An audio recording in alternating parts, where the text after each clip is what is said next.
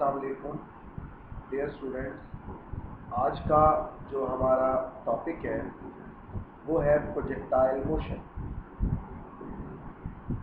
Objective क्या है इसमें हमारा? देखिए, अब तक हमने जितनी भी स्टडी चैप्टर 2 चैप्टर 3 के स्टार्ट से की है वो हमने उन ऑब्जेक्ट्स की, उन बॉडीज़ की मोशन की है जो कि सिंपल स्ट्रेट लाइन में मूव करते हैं। आप सिंपली ये कह सकते हैं कि वो बॉडीज जो स्ट्रेट लाइन में वन डायमेंशन के अंदर मूव कर रही हैं उनकी मोशन को हम क्या कर रहे हैं, अब तक डिस्कस करते आ रहे हैं। ये प्रोजेक्टाइल मोशन का जो जिक्र अब हम करने लगे हैं, ये एक ऐसी मोशन है जो टू डायमेंशनल है। हमने जो डिस्कस करना है वो अब टू डायमेंशनल मोशन को डिस्कस करना है, और टू डायमेंशनल मोशन को ही प्रोजेक्टाइल मोशन कहा जाता है। मीन्स कि एट अ टाइम एक ही बॉडी दो एक्सिस के अंदर मूव कर रही हो, चाहे वो अलोंग एक्स एक्सिस है या वो अलोंग वाई एक्सिस। यानी हम बात करेंगे दो एक्सिस की, तो जरूरी नहीं है सिर्फ एक्स और वाई की बात हो रही है, वाई जी की कर सकते हैं, जी एक्स की कर सकते हैं। यानी प्रेजेंट एक्सिस में से कोई भी दो एक्सिस के अंदर अगर एक body at a time move कर रही हो तो उसकी इस मोशन को हम प्रोजेक्टाइल मोशन कहते हैं। प्रोजेक्टाइल मोशन की डिफाइन यही हमें बता रही है कि two dimensional motion of a body under the action of gravity is called projectile motion. कि किसी भी बॉडी की टू डायमेंशनल मोशन हो, किसकी वजह से? एक्शन ऑफ ग्रेविटी की वजह से। कैसे पॉसिबल है ग्रेविटी की वजह से? देखिए, अगर आप एक फुटबॉल को किक करते हैं तो वो फुटबॉल आगे की तरफ मूव भी कर रहा है और साथ साथ ग्रेविटी उसे नीचे की तरफ भी खींच रही है, तो वो एक पाथ बना लेता है, कर्व्ड सा। तो हम यही कह रहे हैं कि two dimensional motion of a body under the action of gravity is called projectile motion. Projectile क्या होता है? वो ऑब्जेक्ट जो टू डायमेंशनल मोशन को परफॉर्म कर रहा हो ग्रेविटेशनल इफेक्ट की वजह से, वो ऑब्जेक्ट प्रोजेक्टाइल है। देखिए, अगर फुटबॉल को किक किया तो फुटबॉल हवा में कुछ देर के लिए आगे की तरफ भी मूव कर रही है और ग्रेविटी उसे साथ साथ नीचे की तरफ भी खींच रही है। अब वो फुटबॉल जो है वो एक प्रोजेक्टाइल है, और वो जो मोशन है, वो जो हरकत है, वो प्रोजेक्टाइल मोशन। ट्रेजेक्टरीज का मतलब क्या? सिंपल, ऑब्जेक्ट जो प्रोजेक्टाइल मोशन परफॉर्म करे उसे प्रोजेक्टाइल कहा जाता है, उस हरकत को प्रोजेक्टाइल मोशन कहा जाता है। और जो पाथ को अटेन करे प्रोजेक्टाइल, मतलब फुटबॉल को किक करने पर फुटबॉल ने जिस तरह का भी पाथ बनाया, उसको हम क्या कहते हैं बेटे? ट्रेजेक्टरी कहते हैं, ट्रेजेक्टरी कहते हैं, sorry. It is usually parabolic. देखिए, सेमी सर्कल सही बनता है जब भी आप किसी ऑब्जेक्ट को थ्रो करें तो वो ग्रेविटी की वजह से फॉरवर्ड भी मूव करेगा, सॉरी, ग्रेविटी की वजह से डाउनवर्ड भी मूव करेगा, और ड्यू टू इनर्शिया या वो एक्सटर्नल फोर्स जो आपने ऑब्जेक्ट को थ्रो करने में लगाई, तो वो उस ऑब्जेक्ट को फॉरवर्ड भी मूव करवाएगी। तो ऐसा पाथ जो प्रोजेक्टाइल अटेन करती है वो अमूमन जो है, अमूमन, मस्ट नहीं लिखा, मोस्टली नहीं लिखा, यूजुअली लिखा है, इसका मतलब है कि अमूमन पैराबोलिक होता है। एग्जाम्पल्स क्या क्या हो सकती हैं? एग्जाम्पल्स हमारे पास, a football kick off by a player, कि एक फुटबॉल को किक लगाई एक प्लेयर ने, तो जो पाथ उसने अटेन किया वो पैराबोलिक है और वो प्रोजेक्टाइल मोशन परफॉर्म कर रही है football. A ball thrown by a cricketer, ये भी बड़ी सिंपल सी एग्जांपल, कि अगर एक क्रिकेटर एक बॉल को थ्रो करता है किसी भी फील्डर की तरफ, तो देखें वो भी कुछ इसी तरह का पाथ अटेन करती है। A missile fired from a launching pad. Word है ये fired from a launching pad. यानी अगर एक मिसाइल को फायर किया जाए तो वो भी पैराबोलिक पाथ अटेन करता है, ट्रेजेक्ट्री जो बनाता है और प्रोजेक्टाइल मोशन को परफॉर्म करता है. हम प्रोजेक्टाइल मोशन के दो केसेस डिस्कस करते हैं. When a ball is pushed along x-axis, देखिए टू डायमेंशनल मोशन की बात हुई है ना. अगर आप थ्रो करते हैं किसी भी बॉल को तो वो at a time x axis में भी मूव करेगी और वाई एक्सिस में भी मूव करेगी. तो हम सबसे पहले मोशन जो है डिस्कस कर लेते हैं कौन सी हॉरिजॉन्टल जो कि एक्स एक्सिस में हो रही हो, परफॉर्म हो रही हो. Consider the motion of a ball when it is thrown horizontally from a certain height. देखिए मैं आपको फिर दिखा दूं. इसमें पॉइंट ए पर सपोज कर लें कि एक ऑब्जेक्ट मौजूद है. वो ऑब्जेक्ट, वो शख्स यहां से एक बॉल को थ्रो करता है आगे की तरफ. तो क्योंकि थ्रोअर ने बॉल को थ्रो कर दिया तो ग्रेविटी उस बॉल पर एक्ट करना शुरू कर देती है. तो वो बॉल आगे जाने के साथ साथ नीचे भी आ रहा है.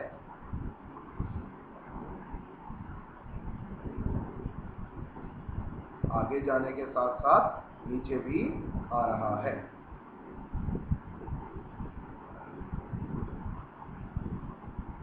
It is observed that ball travels forward as well as falls downward until it strikes something.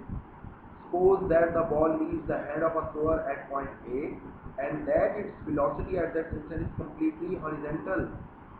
क्योंकि जिस वक्त बॉल थ्रोअर के हाथ में मौजूद है उस वक्त ग्रेविटी उस बॉल पर एक्ट नहीं कर रही. इस वजह से उस वक्त जो वेलोसिटी है टोटली हॉरिजॉन्टल है. इसलिए यहाँ पर वेक्टर जो है ग्रीन कलर का वर्टिकल कंपोनेंट वेलोसिटी का नहीं ड्रॉ किया, हॉरिजॉन्टल कंपोनेंट ड्रॉ हुए हैं. अब अगर एक बॉल को थ्रो कर दिया, उसकी वेलोसिटी भी x है हॉरिजॉन्टली और मूव करते हुए वेलोसिटी में चेंज पैदा हो रहा है, अगर तो एक्सेलरेशन पैदा होगा. डायग्राम हमें ये बता रही है क्योंकि बॉल टू डायमेंशनली मूव कर रहा है तो नेट वेलोसिटी दो कंपोनेंट्स में डिवाइड हो जाएगी. एक हॉरिजॉन्टल जो कि ये ब्लू वेक्टर शो हो रहा है और एक वर्टिकल कंपोनेंट वेलोसिटी का जो कि ये ग्रीन वेक्टर शो कर रहा है. हम डायग्राम में ये चीज देख सकते हैं कि पॉइंट ऑफ थ्रो पर वर्टिकल कंपोनेंट 0 है, मतलब नहीं ड्रॉ किया. उसकी वजह मैंने आपको बताई कि जिस वक्त बॉल को थ्रो किया उस वक्त ग्रेविटी एक्ट नहीं कर रही थी. इस वजह से वर्टिकल कंपोनेंट 0 है, लेकिन टोटल वेलोसिटी जो है वो हॉरिजॉन्टल होगी इनिशियल पॉइंट के ऊपर या पॉइंट ऑफ थ्रो के ऊपर. फिर आगे आते जाएं तो देखिए ये वेक्टर और पीछे वाला vector horizontal component of velocity का सेम है. इसमें कोई चेंज नहीं है. नेक्स्ट में भी कोई चेंज नहीं है, नेक्स्ट में भी कोई चेंज नहीं है. वेक्टर्स की मैग्नीट्यूड और डायरेक्शन सेम रही, लेकिन देखिए वर्टिकल कंपोनेंट ऑफ वेलोसिटी जो है उनकी डायरेक्शन चेंज हो रही है. उनकी डायरेक्शन चेंज हो रही है, उनकी उनकी डायरेक्शन सेम है लेकिन उनकी मैग्नीट्यूड चेंज हो रही है. उसकी वजह क्योंकि जो ऑब्जेक्ट, जो चीज जमीन के करीब आती जाती है वो अपनी वेलोसिटी इंक्रीज करती जाती है. इसलिए पॉइंट ऑफ थ्रो के ऊपर वर्टिकल कंपोनेंट ऑफ वेलोसिटी 0 है.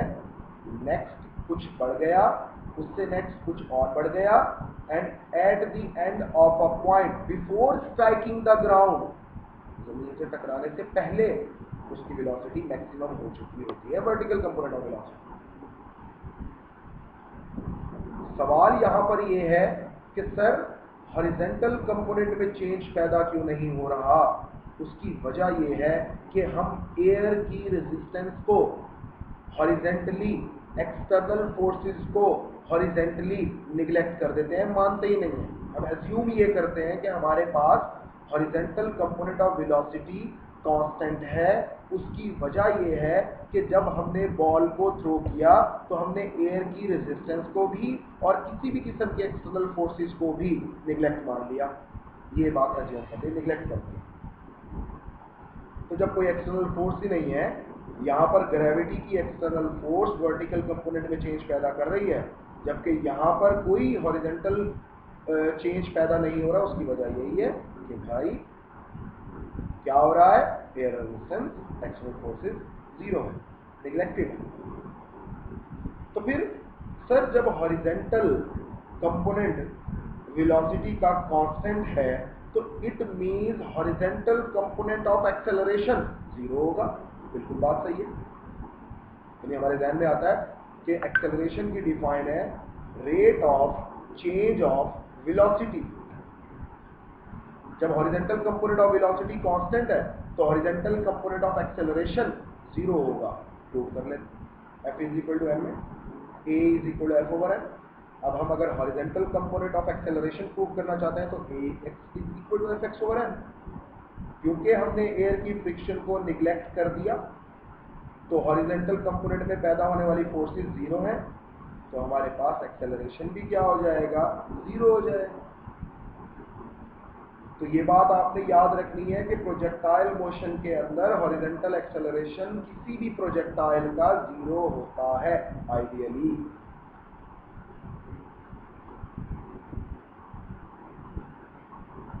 ये बातें सारी मैं आपको एक्सप्लेन कर चुका कि हॉरिजॉन्टल वेलोसिटी में एक्सेलरेशन जीरो है। क्यों? क्योंकि horizontal component of velocity constant है।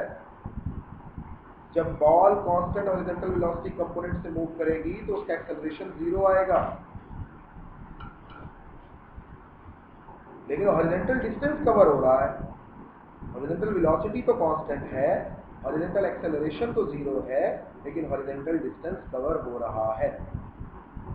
तो उसको किस तरह प्रूव किया? According to simple equation S is equal to V multiply by T। 9th physics में हमने पढ़ा है। सिर्फ फर्क इतना आया क्योंकि ये हॉरिजॉन्टल है इसलिए हमने S को x से जाहिर कर दिया, वेलोसिटी के कंपोनेंट को भी x से जाहिर कर दिया और T।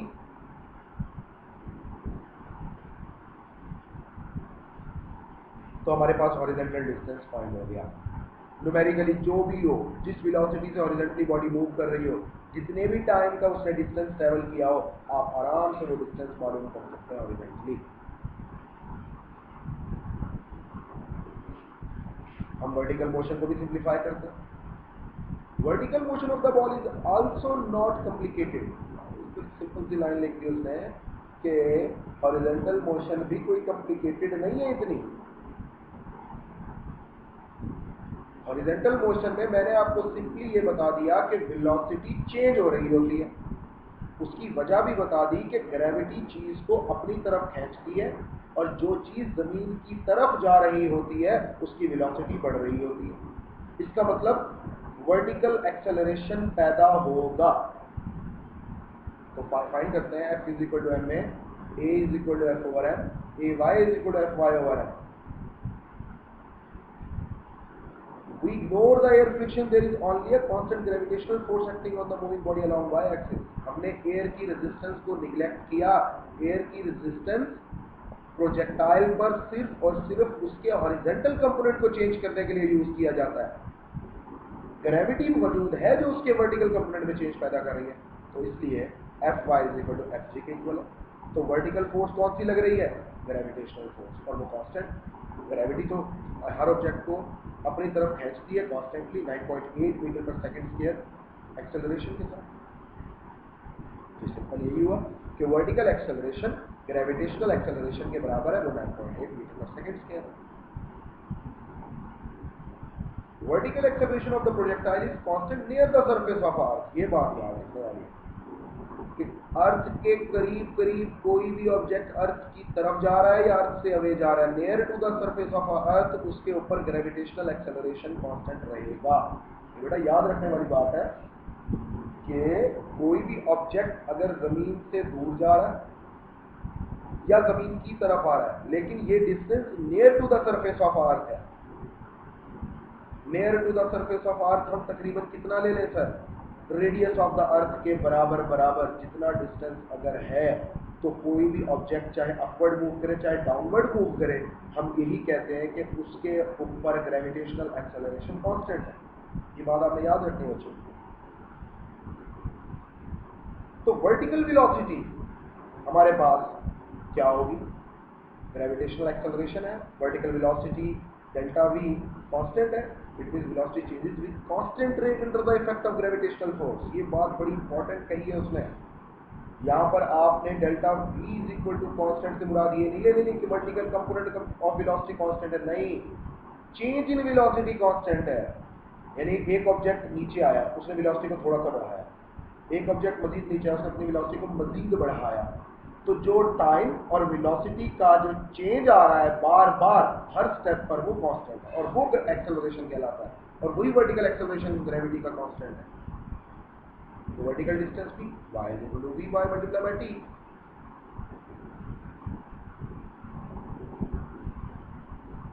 But the body is pushed along x-axis initially, so velocity along y-axis is 0। क्योंकि डायग्राम में अगर हम देखें तो हमने ऑब्जेक्ट को थ्रो किया था हॉरिजॉन्टली पहले, तो इसका मतलब पॉइंट ऑफ थ्रो के ऊपर वर्टिकल कंपोनेंट 0। ये मैंने आपको पहले भी बताइएगा। दोबारा चलते हैं उस पॉइंट पर।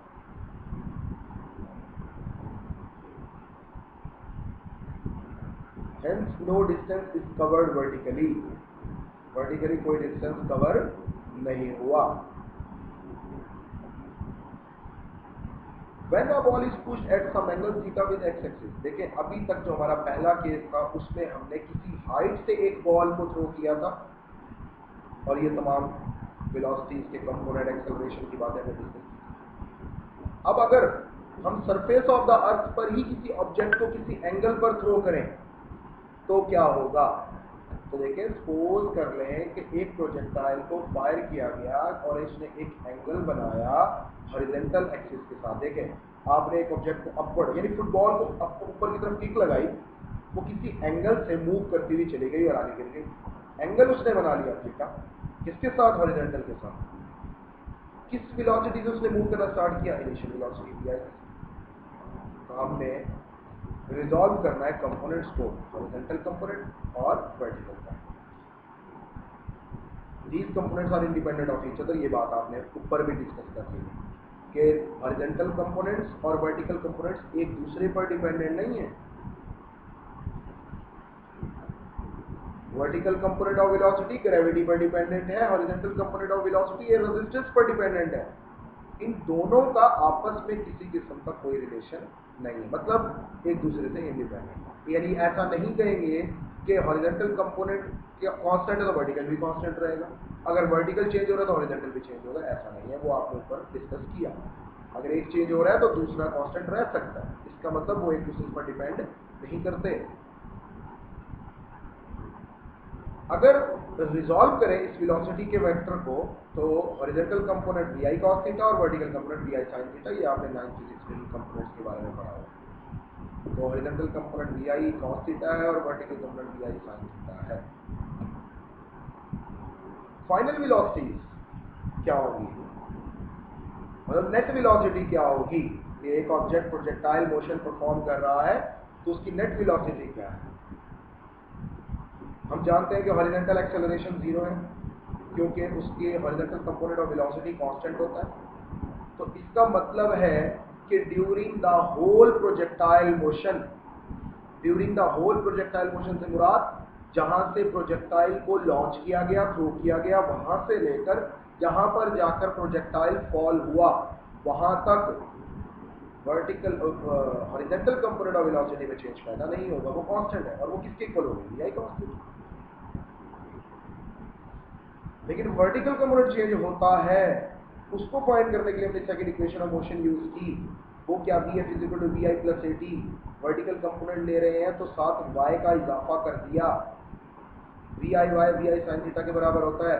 ऊपर ये बात पढ़ चुके हैं कि vertical component of acceleration g के बराबर है near to the surface of earth, इसलिए वो a by g के बराबर है।